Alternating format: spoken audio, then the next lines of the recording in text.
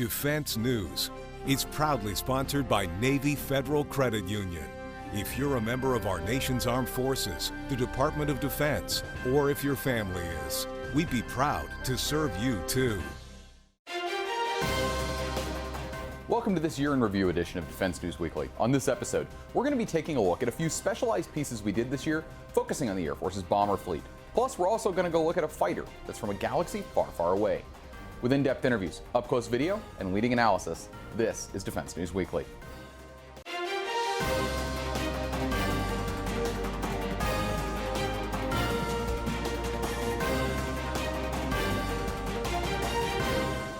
Welcome to this week's edition of Defense News Weekly. I'm Jeff Martin. As we start 2020 and look back to 2019, we're going to highlight some unique stories we did on the Air Force's bomber fleet. Let's get started. Earlier this year, we went in-depth on the B-2 bomber, looking at the many different aspects of its mission. Here's a view of how to become a B-2 pilot. The B-2 Spirit, one of America's most mysterious and most known warplanes. To some, it's a mythical beast flying high above, while to others, it's a point of pride. The B-2 is a rock star, right? Anywhere the B-2 goes, it's an iconic airplane. Everybody knows what the B-2 is. While many have seen it fly at sporting events and on TV, very few have gotten to see it up close. And of those few, even fewer have actually become a B-2 pilot, one of the hardest things to achieve in the U.S. Air Force. So how did they get there? It starts here at undergraduate pilot training, where students fly the T-6 Texan II and the T-38 Talon. Then some pilots head directly to B-2s, while others fly something else first. Yeah, so we like people from all different kinds of communities because we can learn from each other everywhere. But to be a B-2 pilot and a pilot in the United States Air Force, you just have to be hardworking, driven, obviously intelligent, but most of the time is where there's a will, there's a way. Anyone who's willing to learn and to put the time and effort into it will make it through the program, and they'll typically become the best of the best. It's kind of a melting pot of aviators here. You know, we get inputs from everybody, and we all kind of gel together and learn from each other's past experiences. But regardless of where they come from, those pilots all come to Whiteman Air Force Base in Missouri, the home of the B-2 and the 509th Bomb Wing. Whiteman has been the B-2's only operational home, with the first operational jet arriving in 1993. And with there only being 21 of these aircraft ever built, and 20 flying today, it's a tight-knit community.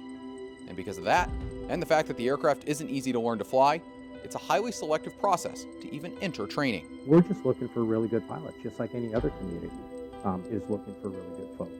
So we need folks that can fly for a very long time at a very, very high skill level. Once students arrive at Whiteman, they're assigned to the 13th Bomb Squadron, home of B-2 training. There, they'll go through their initial qualification courses where they'll just learn the basics. Then they'll go into the bomb squadron and they'll teach them the actual mission qualification stuff, how to employ, what the enemy and the adversaries around the world look like so that we can counter them. And then as you get into the OSS and the more experience, we start to dive into the more technical features of it, and then exactly how to train people and how to teach them how to go and do that. We're a very small community, and because of that, we're allowed to have a smaller classroom setting. We typically have an initial qualification course of about 4 students at a time, and those are the 4 guys you kind of grow up with in your B-2 career. You'll go through mission qualification with them, and then typically you'll end up going through flight instructor course upgrade with them as well. And that's when guys start to break off, whether they go to weapons school or test pilot school from that point. But it really takes quite a bit of community to get them to that point. While in training and as a qualified pilot, students will fly the 509th's other aircraft, the T-38 Talon. The B-2 and the T-38 probably could be no more further from apart. The B-2, highly advanced, highly automated airplane. The T-38, which you see behind me, not a single computer in that. So in the B-2, flying is almost secondary. So your primary focus in the B-2 is mission. It's a fight. It's getting a 3-ship across the range. Where flying is almost got to be secondary and natural here. The T-38 flying is the primary purpose. It's again to keep those hands skills warm, to keep them fresh. But when it comes to actually flying the B-2, pilots have nothing but praise. It's a very smooth plane to fly, thanks to the flight computers that control its surfaces very well. It's a beautiful machine. Another key aspect of training, beyond just flying the B-2, is the length of time missions take. often more than 30 hours, which takes a huge toll on the body. As a result, pilots have to be able to train their bodies to handle that amount of time in the air. And at Whiteman, that training is the responsibility of Captain James Dreibelbus, an aerospace physiologist. One of my goals is to keep aircrew performing at those high levels and achieve that optimization for that longer duration, X amount of period of time through different waypoints and time zone changes, and how those different factors are going to affect those individuals on board. Since there are only 20 B-2s in existence, a lot of training flights have to happen in the simulators at the Mission Training Center at Whiteman. One key training sortie they oversee is a 24-hour flight designed to simulate a strike mission anywhere in the world. And according to one pilot, being in a simulator that long is almost like a road trip. If you're stopping by the fast food restaurant and you get the double cheeseburger and the fries and the shake and everything, and you're going to put yourself to sleep. But if you don't eat anything, you're also going to feel miserable, so you got to find that happy middle point. And by doing that 24-hour WIS to get somebody mission qualified, it helps you learn those things about yourself before you do it in the jet for real. Focusing inside the cockpit on all the various tasks that go along with getting to where you're going and making sure that you're going to be able to employ the weapons effectively, get the effects that you want. And beyond just flying the aircraft or staying awake to do so, students have to learn the B-2's main mission: dropping bombs on bad guys. Really, our mission here is to be lethal. That's it. So if there is something on this planet that needs to be destroyed and our elected senior officials deem it necessary to be destroyed, the B-2 stealth bomber will find a way, and we carry the capability and range of weapons from the conventional side of a 500-pounder up to our 30,000-pounder massive ordnance penetrator, the GBU-57. And then if that can't kill it, we've got the nuclear option as well. So the B-2 holds just about every target on this planet at risk. But regardless of the type of mission, from a training sortie to a strike mission, those who fly the B-2 have to execute at a high level, because when the B-2 is seen, it makes itself heard in a big way. The main mission of the B-2, though, is nuclear deterrence, meaning that airmen at Whiteman Air Force Base have to prepare for it every day. Here's how they do that. Only one American combat unit has ever dropped nuclear weapons in anger: the 509th Bomb Wing. As part of what was then known as the 509th Composite Group, 2 Boeing B-29s from the 393rd Bomb Squadron dropped atomic bombs on Hiroshima and Nagasaki in August 1945. To this day, the 509th wears a mushroom cloud as part of their patch to show their unique history. And while they've flown some of the most advanced bombers in the U.S. inventory, including the Boeing B-47 Stratojet and B-52 Stratofortress, along with the General Dynamics FB-111A, those aircraft pale in comparison to the 509th's current aircraft, the Northrop Grumman B-2 Spirit stealth bomber. The unit is currently based at Whiteman Air Force Base in Missouri and has one mission. So if there is something on this planet that needs to be destroyed and our elected senior officials deem it necessary to be destroyed, the B-2 stealth bomber will find a way, and we carry the capability and range of weapons from the conventional side of a 500-pounder up to our 30,000-pounder massive ordnance penetrator, the GBU-57. And then if that can't kill it, we've got the nuclear option as well. So the B-2 holds just about every target on this planet at risk. The B-2, and by extension the 509th, make up part of the airborne leg of America's nuclear triad, which also includes submarine-launched missiles and land-based intercontinental ballistic missiles scattered across the American West. That triad is designed to deter America's enemies from ever attacking her. But in order to do that, the 509th Bomb Wing has to be ready. Strategic nuclear operations at the core of our mission set. So should that phone call ever come in, we will be prepared to execute our mission. That's the highest level of global conflict. So we're ready to do that. That in and of itself is a big deal. And for our nation, our job is to ensure here that we have a safe, secure, reliable, and affordable nuclear energy. And while there are other nuclear bomber wings in the Air Force, the 509th has something very special: stealth. And the stealth mission and what goes into maintaining these platforms at a very, very low observable levels to ensure that we've got access against any adversary that would want to challenge us on the world stage. So how does the unit ensure they're ready for nuclear operations? It starts with just determining who can even get near them in the first place, in a program known as the Personnel Reliability Program, or PRP. The program consists of holding certain members to a higher standard that are going to be used in the Nuclear Weapons Personnel Reliability Program. They have to go through certain screening processes to make sure they're qualified to work on the B-2s. Another aspect of nuclear operations is the weapons themselves, which are the responsibility of the 509th Munitions Squadron. Their job is to both make sure the bombs are ready to go and load them onto the aircraft. And while it may sound simple, it's actually incredibly important. The B-2 is a deterrence tool, but we don't do deterrence. The politicians, the people outside the gate, they do deterrence. When they call us, it has gone past deterrence. We do lethality, so we train for that mission here at Whiteman. And when it comes to the types of nuclear weapons, Whiteman stands ready to get new ones in the coming years, as the newest version of the B-61 gravity bomb is built and ready for use. That weapon has a variable yield and is the primary nuclear weapon of the B-2. And Whiteman's nuclear mission also isn't dependent on the B-2 itself, as sometime in the future, the aircraft will be replaced by the next generation B-21 Raider, also made by Northrop Grumman. But at the end of the day, to the men and women of the 509th Bomb Wing, it doesn't matter what type of aircraft they fly or what type of bomb they use.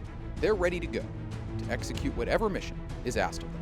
We do not take the responsibility of flying that aircraft lightly, and that we are training and practicing every single day to make sure that we are lethal and we can destroy any target that we're directed to on this planet, and we will do it effectively and efficiently.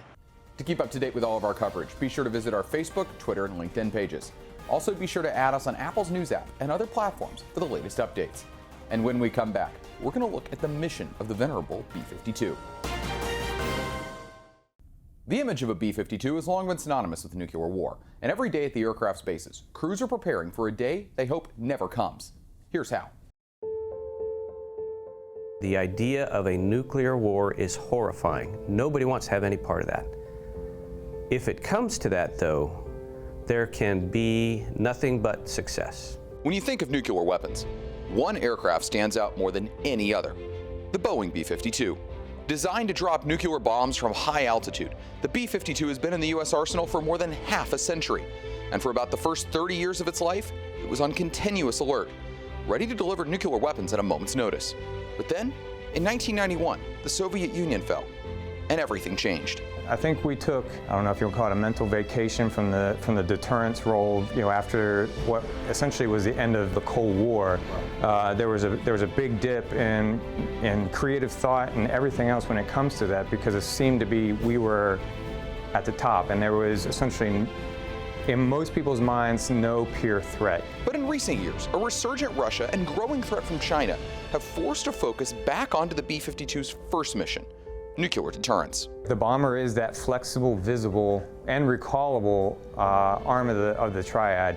And one of the things that we're looking at is how do we do ops better every day based on the environment. So like back in the day, it was a two-player game during the Cold War, right? Now you've got multiple players, different environments, and different considerations to include, we talk about extended deterrence for allies and things like that. So how do we better posture the force is what we're looking at every day. One key part of that shift is the readiness of the crews that would fly those missions.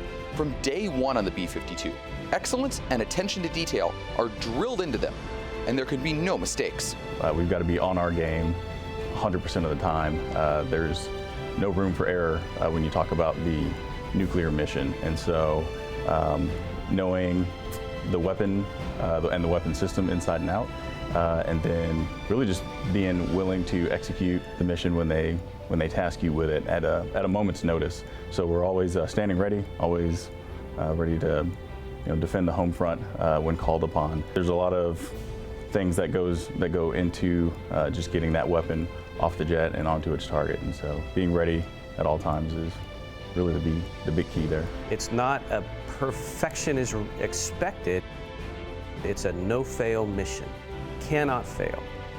So they take that very seriously. We all take that very seriously. If they don't take that mission, that training mission on a Tuesday in Louisiana, if they don't take that seriously, then if they ever have to execute it for real, they can't be expected to perform the way they should. I would say if there's one thing that hasn't changed from the 1960s and the Cold War to today, is that safe, secure, and reliable execution of the nuclear mission. And the young airmen, the air crew that are out there do this day in, day out, and they have to split between conventional and a nuclear focus to make sure that we're ready to go at any moment's notice for either one. Because as we talk about, strategic deterrence isn't just nuclear, it's conventional as well. So what type of nuclear weapons does the B-52 actually use? Well, they date back to the 1970s and are known as the AGM-86 air-launched cruise missile. The B-52 can carry 20 of these missiles, both under its wings and in the bomb bay. They're designed to be launched from outside the range of enemy air defenses, allowing the bomber to survive the mission. But the newest of those missiles were built in the 1980s, meaning that keeping them ready to fight can be challenging for munitions crews. So starting in 1980 through 1984 was production period, so a lot of this stuff predates the airmen I have working on them. So while it was extremely sophisticated at the time, it's fallen out of favor. Some of that technology is requiring service life extensions where we identify maybe some high failure areas, things we need to replace. The Outcome had an initial service life of 10 years. It was really only meant to go to early to mid-90s, be replaced by the Advanced Cruise Missile. And while we fielded that, the Advanced Cruise Missile had some challenges. Logistically, maintenance was difficult, so we pushed through the Outcome even further. So now we're seeing where we have to try to find the industrial base that can match the technology from the 80s and bringing it to the 2010s and 20s. And while those munitions crews are working to keep the AGM-86 in service, a replacement could be on the way. Known as the Long Range Standoff Weapon, or LRSO, both Lockheed Martin and Raytheon are competing to build the new missile, which is set to enter service in 2030. But until then, crews both at Barksdale and Minot Air Force bases stand ready to execute the nuclear mission, equipped with both old missiles and an even older bomber. But in order for a B-52 to complete its mission, it has to be in the air. And because the bombers aren't getting any younger, that can sometimes be difficult. It's a plane so old that 4 generations of American pilots have flown it. From pulling nuclear alert in the Cold War, to arc-light strikes in Vietnam, to precision cruise missile attacks in Desert Storm, the B-52 has done it all. But with the newest Stratofortress dating back to the 1960s, keeping these bombers flying isn't easy. And at Barksdale Air Force Base in Louisiana, there are decades of knowledge and heritage in everything that maintainers do. It takes a lot of hard work, but the cool thing is whenever they made this jet, it's old school. So that's one of the best parts. So you have jets nowadays that are advanced composites, all that kind of stuff. However, the B-52, basic fundamentals, that's the best part. So you really get the chance to go and hone your skills, get the fundamentals of metalwork. It definitely is something that, as a sheet metal guy, that's my background. It's something that I learned how to go and hone my craft on this jet. It was just the fact that it was so basic, and when they did everything, it was bare bones, and they didn't put too much thought into it, didn't over-engineer. They went ahead and just made it just right, and it's lasted 59 years because of that. Some of the cool stuff is that when you have a part that's broke, you have to figure out, all right, so this is cracked, or this bracket's broken. Well, if I repair this, it's gonna affect how it mounts against this part, and how it, this part is also damaged as well, so how am I gonna repair it? So you have to step back, and the good thing is that it gives you the creativity to come up with the best way to repair the aircraft. Versus fighter jets, which tell you precisely what to do, it's somewhat robotic. B-52s are something that it's very versatile. The age of these aircraft presents different challenges than any other plane the Air Force flies, and that means that the airmen sometimes have to get a little creative. Parts sometimes are a little harder to get. Maintenance is a little more labor intensive. There's not a new part just sitting on a shelf ready to come out, so you have to be smart, you have to be careful what you're doing. You can't just go down to the store and get a new one. We're also facing tires and brakes shortages. We have a lot of time and hours worn on them. But some relief to those challenges could be on the way, as the Air Force is looking to give the B-52 a makeover, including new radar, avionics, and most importantly, new engines. The current Pratt & Whitney TF-33 turbofans date back to the 1960s and are showing their age, which is a big headache for maintainers. The engines are just as old as the aircraft, so we're seeing a lot of engines we have to take down and replace, and to get in those replacement, we're waiting on our depot level maintenance to rebuild them. The TF-33 engines that we have installed on the aircraft right now, there's not a sensor monitoring system, if you will. For example, an engine right now, we may see an indicator of an issue, but we don't know how long until it's going to fail, until it actually does. In my world, we would like to prevent the failure from interrupting scheduled training or a mission. And of course, because right now there's 8 engines per aircraft, multiply that times how many aircraft we have, That is a lot of work on maintainers that we may be able to use differently in the future. It's very exciting. Like I said, we've been having a lot of engine issues, and we're all looking forward to those new motors. They will definitely help the ability to turn this aircraft quicker. The really neat thing about re-engineering the airplane is that it will actually end up paying for itself over time. With the reduced maintenance issues that you talked about, we'll never have to take an engine off the airplane to work on it. All of the predictive analysis that technology allows us to do, we can see problems coming, and we'll be able to work on the engine in a proactive as opposed to a reactive nature, and that'll help us to keep the airplane in the fight that much longer. And while there's a long wish list for the B-52, some restraint has had to be used as the aircraft is still at the center of the Air Force's key nuclear deterrence mission. If we want to modernize the entire fleet, I know my acquisition brethren would love to be able to load up as many modifications as possible at once, but we still have a mission to fly every single day. And if the President of the United States chooses to break that glass and use the B-52s in warfare, saying that I'm undergoing modifications is not going to be an acceptable answer. Well, we're always excited about new upgrades to the aircraft, just like any other airframe. The aircraft was built in 1960. If you walk in the cockpit, it looks like a 1960 cockpit. It flies like a 1960 airplane. However, the avionics, the software, the weapon systems have to upgrade to meet the demands of the world, to meet the mission that the world demands. Many of the upgrades we have planned will really propel us and bring us fully into the 21st century. And while the venerable bomber might be aging and old, the crews that fly and maintain it have no doubt about its ability once it takes off. We all know how old that jet is, trust me, we all know. We know that it takes a lot of effort to go and get the thing up in the sky, but the thing that still impresses me is the amount of upgrades we've done over time. It is still relevant, and it's still lethal. When we come back, we'll look at a fighter from a galaxy far, far away. On this week's Money Minute, Navy Federal Credit Union personal finance expert Jeanette Mack offers her latest tips. It's that time again, the time when we promise ourselves to make fresh starts. Maybe it's a new fitness routine, to eat better, or do more in the community. Hopefully, you're also promising yourself to have healthy finances this year. Make your future self a priority. So if you can, increase your contribution to your 401k or investment accounts. And if you don't have one, start building up an emergency savings for the inevitable rainy day. Sit down with a financial advisor to learn the exact amount you need to save toward your goals and figure out how to get there. You should also take the new year as a chance to make a dent in your debt. Whether it's student loans, a car loan, credit card debt, or a mortgage, if you can, pay more than the minimums or the regular payment amount. Set up bill pay from your checking account to keep payments on time and boost your credit score.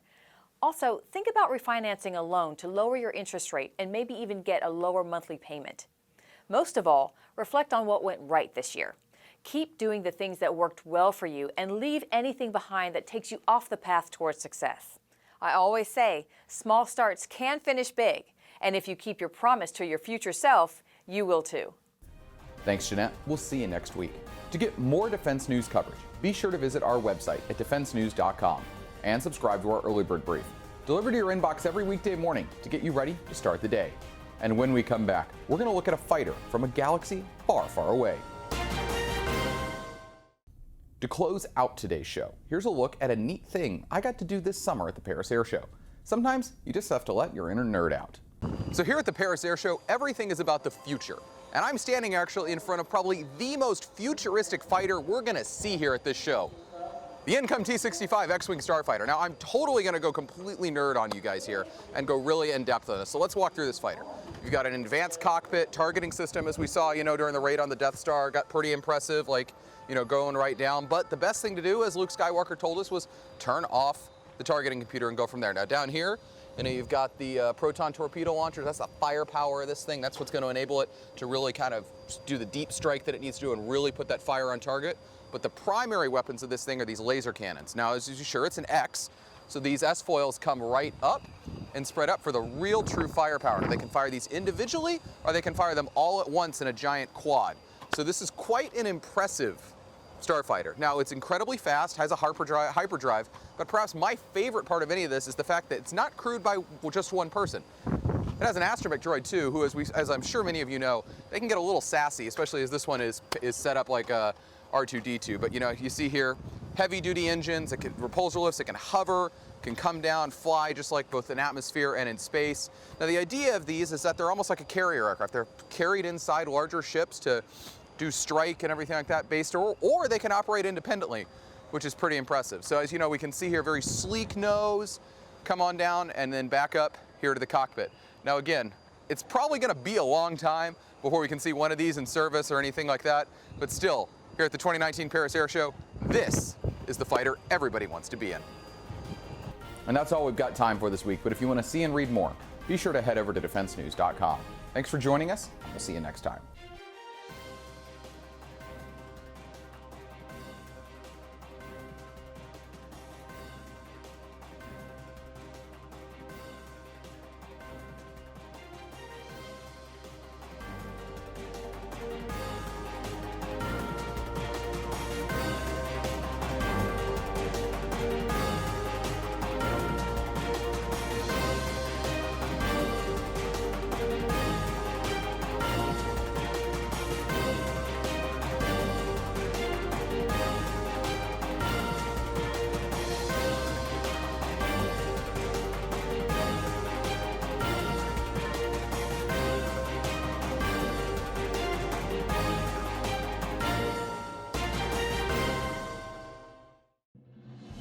Defense News is proudly sponsored by Navy Federal Credit Union. If you're a member of our nation's armed forces, the Department of Defense, or if your family is, we'd be proud to serve you too.